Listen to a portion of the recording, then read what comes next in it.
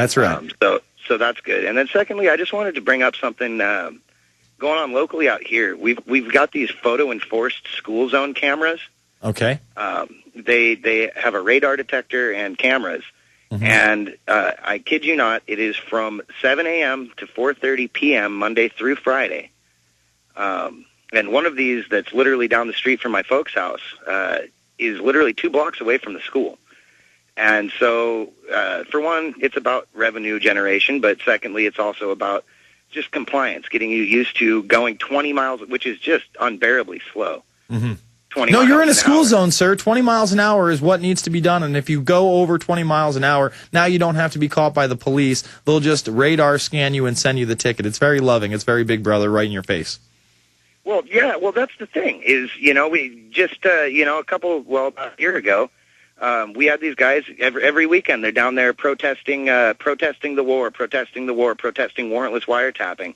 And then now Obama's in charge, and you don't see any of that. And even though because the war is okay now. The war is okay now that we have a new face and a more loving and compassionate man that's reaching out to the Middle East and going on tour and touching Holocaust memorials right before attacks on a Holocaust museum in D.C. You got to understand, people are so dumb they actually think things changed, even though there's just as many, if not more, people in the Middle East. The actual policies of the Bush administration have only continued through his administration, and he's openly told people they're going to have to sacrifice even further as he pushes forward a climate bill that is going to eviscerate the standard of living in this country. And you're right, they're sucking their thumbs again. They're not out there protesting the war. They don't know about the bigger police state issues. They have no idea what's really in the Patriot Acts and the Military Commissions Act and how they're enacting this. They don't know the horrors of the cybersecurity bill and this new cybersecurity office. They're just out of the loop, man. They have drunk the Kool-Aid.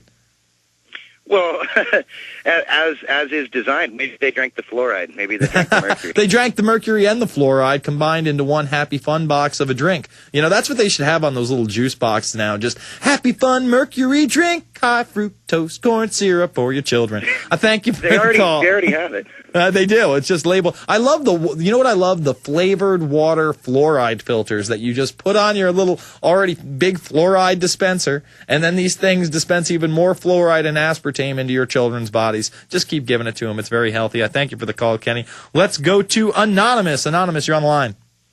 Yes. How you doing, Jason? I have purchased a DVD by Pastor Ray Hagins.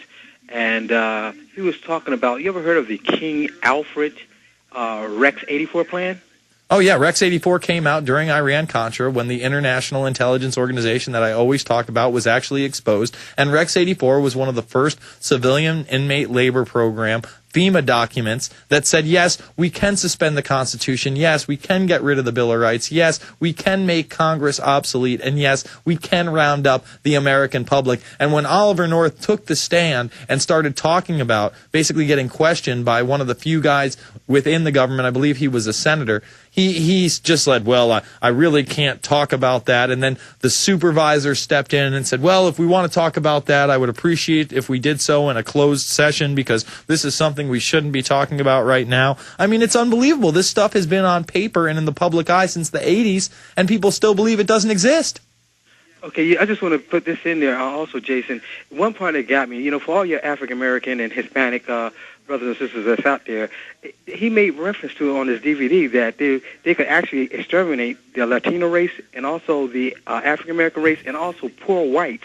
I couldn't believe it. I'll tell you what, man. We're carrying a new video over here all about black genocide in the 21st century, all about eugenics. It's MAFA 21. And you betcha, it's anybody. Listen, it's not just poor white people. It's anybody outside of the elite class. The middle class are in for a really big, bad surprise when they start saying what they're saying in Canada, which is mandatory vaccinations for all, makeshift vaccination centers in the school systems. Your children are the guinea pigs. Get ready for mass sickness and casualties, not only across the world, but in this country as well. And they'll say, you know what? We just weren't able to vaccinate quick enough, or we just weren't able to vaccinate enough. We couldn't stop the outbreak. We tried so hard. We didn't want 40 million people to die in this country. We're so sad.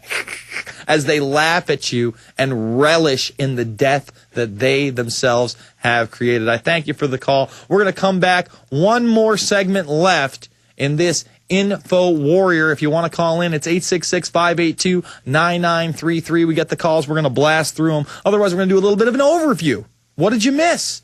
Oh, we only covered a stacker this big.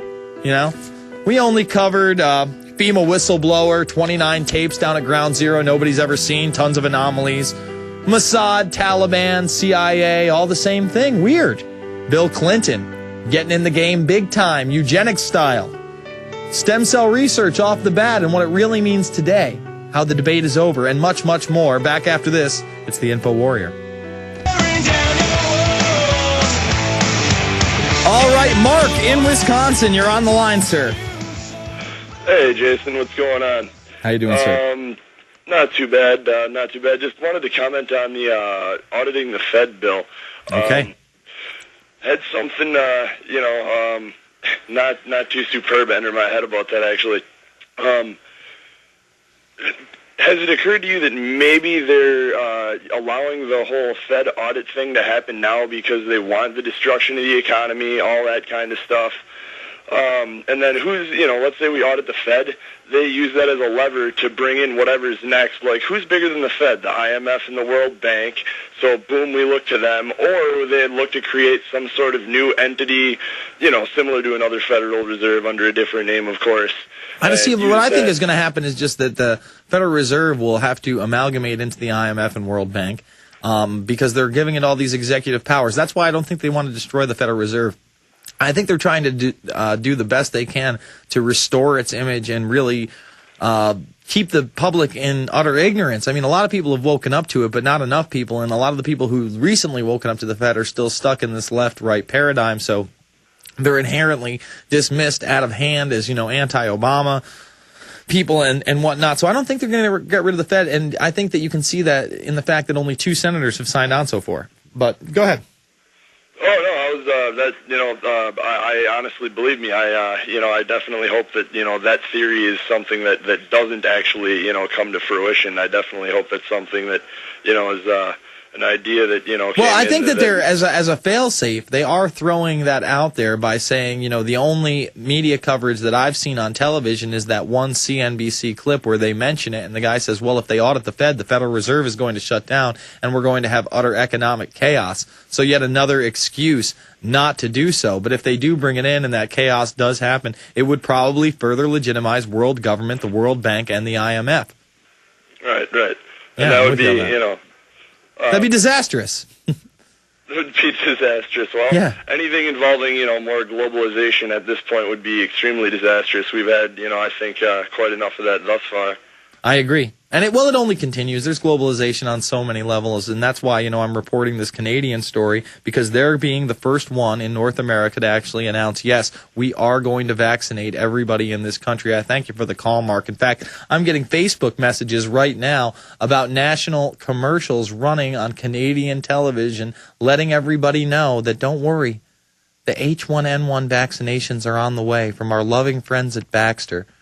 And they fail to mention that Baxter are the people that are sending out 14 different countries tainted vaccinations for bird flu that have 2 types of live bird flu and 1 type of live human flu virus in them, and killed ferrets in the tests. And people said this couldn't have been an accident. They said, no, it was an accident. And then 3 weeks later they came out and said, no, they were mixing agents, but didn't really hit the mainstream, wasn't on the TV.